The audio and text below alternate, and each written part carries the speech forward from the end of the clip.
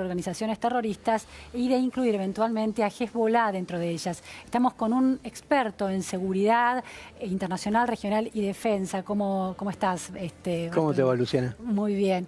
Bueno, a ver, ¿qué es Hezbollah? ¿Es una organización terrorista? Hezbollah es más que es algo más complejo que una organización terrorista. Es una fuerza política libanesa, chiita, que surge en el año 1982 en el contexto de la convulsionada política interna libanesa de esos momentos, con una fuerte influencia de la revolución iraní que había ganado apenas 3 años antes.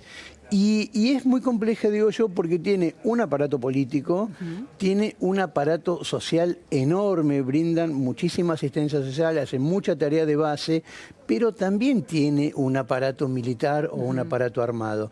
Y es ese aparato armado el cual es responsable de la comisión de hechos de terrorismo en distintas partes del mundo, y es ese aparato armado el que está fuertemente vinculado a los 2 atentados que hubo en la Argentina, el del año 92 contra la embajada y el del año 94 contra la AMIA.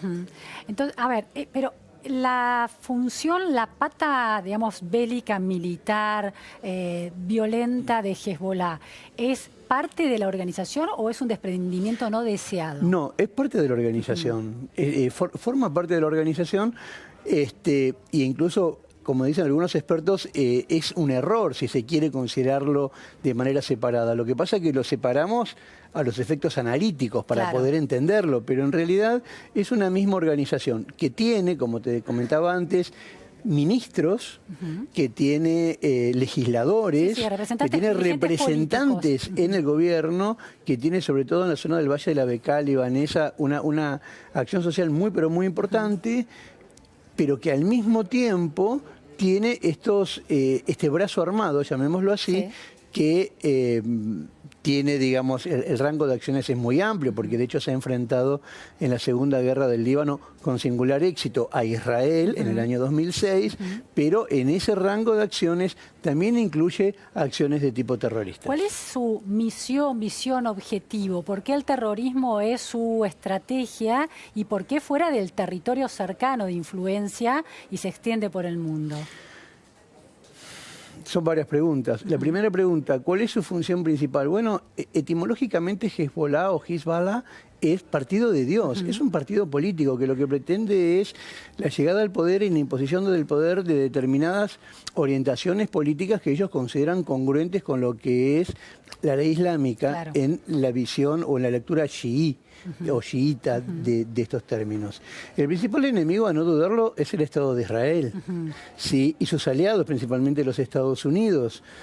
Vos pensá que la acción que marca la presentación en sociedad de Hezbollah fue un recordado atentado en Beirut contra las barracas donde estaban alojados los marines norteamericanos y los soldados franceses. Y ese atentado se realiza contra países que estaban sindicados de ser aliados del principal enemigo, que era Israel. ¿Eso en qué época fue? Y eso te estoy hablando del año 82. 82. Bien. Creo que sí, por esa época. Ahí se entiende, bueno, los objetivos de la AMIA y de la Embajada de Israel. Ahora, son, digamos, lo que han dado las investigaciones realizadas con respecto a los 2 atentados, es que en el caso de la Embajada de Israel, la autoría no solamente material, sino intelectual, si se quiere, correspondió a Hezbollah y tenía que ver con un entuerto con Israel y una suerte de represalia por una acción que habían padecido un tiempo antes, en el mes de enero, si yo mal no recuerdo. Y en el caso de la AMIA es una operación, si vos me permitís, el uso del concepto tercerizada por parte de Irán, porque ahí es donde aparece Irán. ¿Cómo es la relación con Irán? Irán ejerce un padrinazgo y una dirección muy fuerte sobre Hezbollah. Desde la Revolución Islámica para acá. De hecho, Hezbollah surge con posterioridad a la Revolución Islámica de Irán. y los vínculos y la influencia de Irán sobre Hezbollah ha estado muy presente en todo el caso sirio, por ejemplo. Digamos, no es una novedad eso. ¿Por qué, Mariano, en esos años 90, Hezbollah, si efectivamente se comprueba que han sido los responsables ideológicos, porque la investigación en la justicia argentina está tan lenta y no llega a conclusiones tajantes, ¿por qué elige estos objetivos en la Argentina y no en otros países de la región? Bueno, en el caso de la embajada, lo que yo creo, el blanco técnicamente hablando era un blanco israelí, era la embajada. ¿Y por qué en la Argentina? Yo creo que en la Argentina... Porque hay embajadas israelíes en otros países, ¿no? Por supuesto. Claro. Pero yo creo que, digamos, considerando diferentes factores, el resultado final hacía que fuera más conveniente hacerlo en Buenos Aires vis a vis otros lugares. ¿Cuáles son esos factores? Buenos Aires es una ciudad de clase mundial, con lo cual la repercusión mediática iba a ser muy grande. Hay una comunidad judía muy importante. Claro. Acá, o sea, va a haber una caja de resonancia muy fuerte. Sí. Las medidas de seguridad, sobre todo de seguridad fronteriza, eran muy bajas.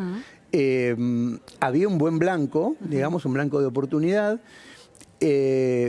Y yo creo que pasa por ahí más que nada. Y si vos querés, había, como se mencionó en su momento, cierto respaldo, cierto apoyo de lo que podía ser la diplomacia de Irán en esos momentos.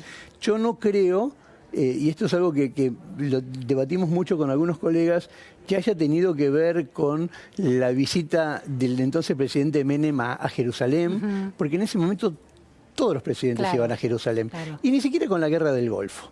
Eso con respecto al atentado de la embajada. En el caso de la AMIA, y es muy importante subrayar, la AMIA no es un blanco israelí, la AMIA es un blanco argentino, absolutamente argentino. Lo que se dice ahí es que en realidad la decisión de adoptar o aplicar una represalia sobre la Argentina no es de Hezbollah, sino que es de Irán. Se toma en una reunión de altos dignatarios donde están presentes esos dignatarios iraníes sobre los cuales se emite la circular de Interpol, precisamente. Y eso tenía que ver con también la aplicación de una suerte de represalia con a todas luces. Aparentemente fue por la decisión tomada por el gobierno argentino en esos momentos de suspender un programa nuclear con Irán. Digo a todas luces porque no existe evidencia, porque para saber si efectivamente fue por esto, previamente necesitas una admisión de responsabilidad, que todavía no la tenés. Sí, no hay nada de eso. Ahora, es un blanco argentino, pero también era un blanco israelí, en la medida que es una mutual, ¿no? de la comunidad judía. Pero es importante el tecnicismo porque, digamos, en el primer caso uno podría decir, bueno, fuimos un blanco de oportunidad, el blanco era Israel, en este caso era un blanco... superposición acá es de vinculación argentino, sin lugar a dudas. Claro.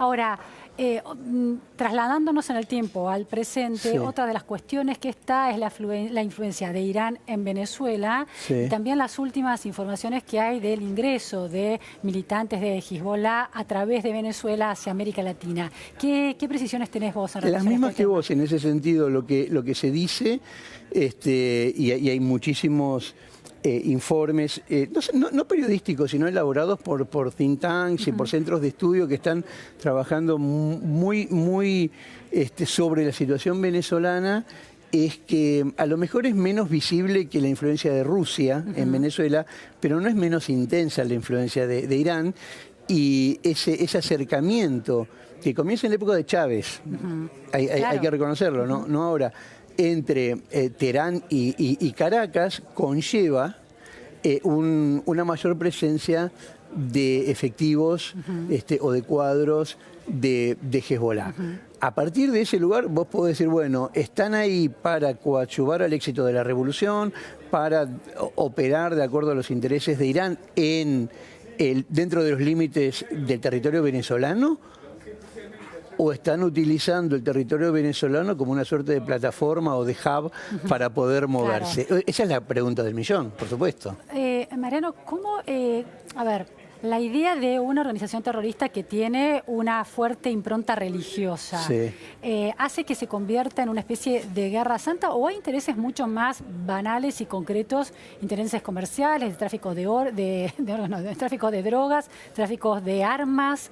¿Cómo es? ¿Hay negocio o hay una misión religiosa? Bueno, son dos preguntas en realidad las que me estás haciendo. En cuanto a la primera, si es puramente religioso el objetivo o el móvil de estas acciones, en algunos casos sí, en algunos casos, digamos, esta gente tiene una particular interpretación de los textos sagrados y propugnan por su aplicación a la vida cotidiana. Ellos creen que están haciendo la lectura correcta de los textos religiosos.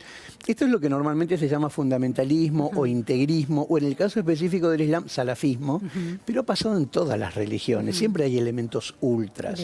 Ahora, también es cierto que, sobre pretexto de cumplir el mandato de Dios o llevar adelante esto, pueden buscarse objetivos que son mucho más banales y mucho más materialistas. En cuanto a lo primero. Y en cuanto a lo segundo, hay una sinergia, hay una interacción entre lo que es el accionar terrorista y lo que llamaríamos la criminalidad organizada. Entonces, así como vos tenés, piensa en los Zetas de México, para buscar un caso conocido, organizaciones criminales cuyo objetivo es el lucro, no hay ideología por medio, pero que no vacilan en echar mano a metodologías terroristas. También hay organizaciones terroristas, y podríamos incluir a Hezbollah, que no vacilan en aplicar metodologías criminales, por ejemplo, lavado de dinero, que es por el cual se detuvo a una persona hace un año exactamente, en la Triple Frontera, exactamente, a Barakat, para obtener fondos para solventar la organización. 10 millones de dólares, ¿no? Lavándolos 11, en el casino de Iguazú.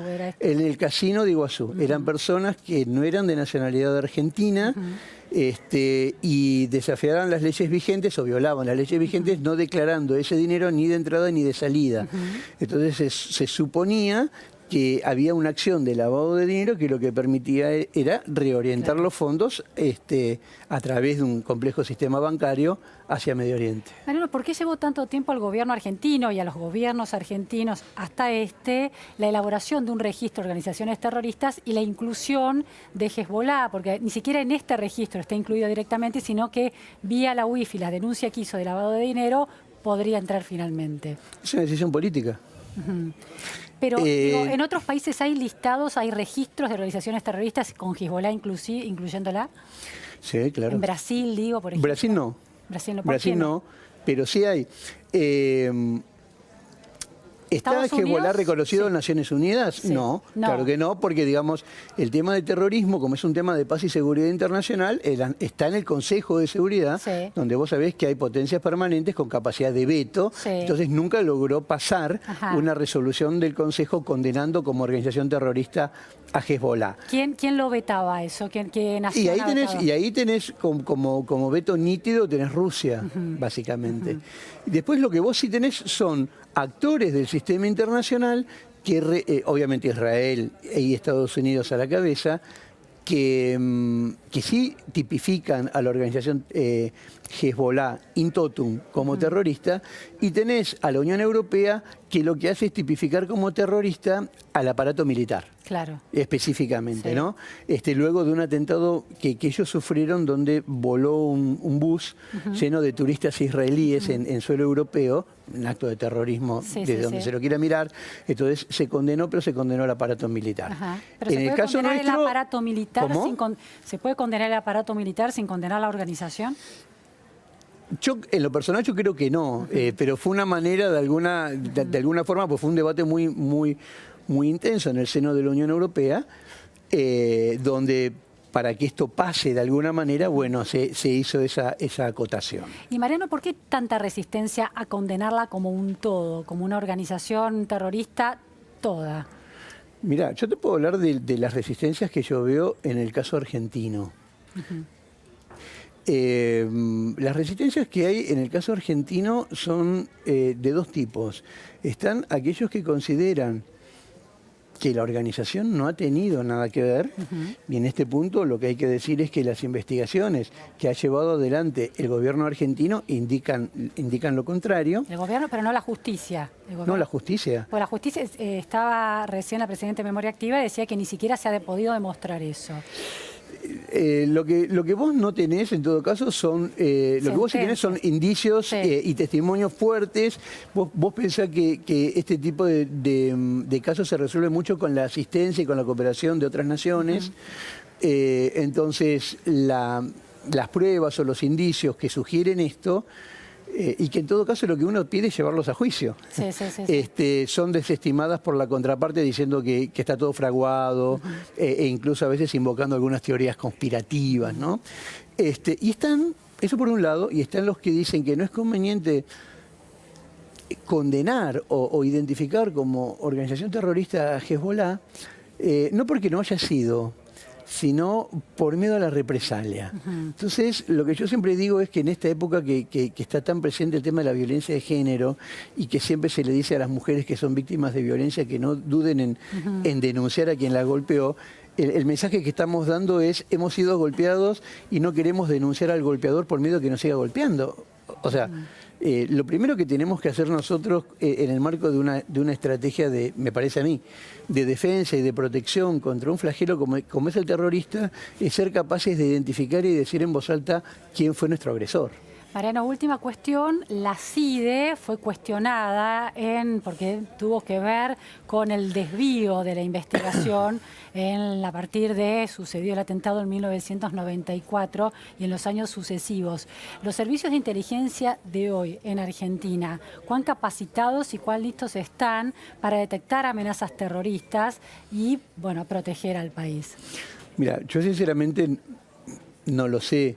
Yo sí te puedo decir que aquello que pasó en ocasión del año 94, la pista por un lado, la pista por el otro, que se ocultaba información, lamentablemente en países que tienen estructuras estatales poco consolidadas o democracias poco consolidadas, los límites entre Estado y gobierno tienden a desdibujarse. Y los organismos de seguridad no trabajan para el gobierno, trabajan o deben trabajar para el Estado. Yo no sé a ciencia cierta qué tan capacitados están, pero creo firmemente que la única manera de luchar contra un flagelo de estas proporciones es a través de la cooperación internacional. Y entonces, en la medida en que nuestro país consolide y optimice su inserción internacional, vamos a estar mejor preparados que operando de manera aislada y errática, si me permitís el término, internacionalmente. Muchísimas gracias, Mariano, por estas precisiones. Nos vamos a un corte en la Repregunta Noticias.